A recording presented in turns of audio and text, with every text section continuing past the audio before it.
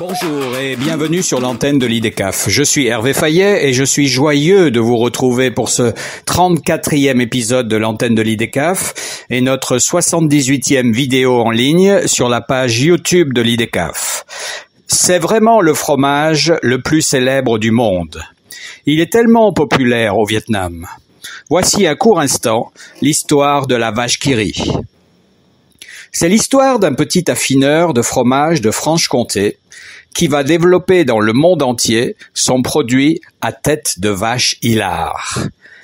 La vache qui rit, c'est une saga familiale et industrielle, le récit d'une conquête économique mondiale qui commence dans le Jura, en France.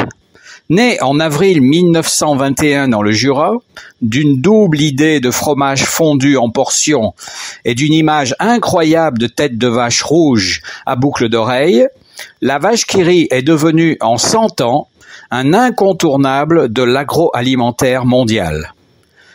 Synonyme de fromage dans beaucoup de pays qui n'en avaient pas la culture, utilisé dans tous les restaurants indiens d'Europe, décliné en version légère, à la fraise ou à la cannelle, selon les continents, conditionné en portions, en cubes, en boîtes ou en boudins, la vache qui rit s'est adaptée à tous les climats et toutes les cultures.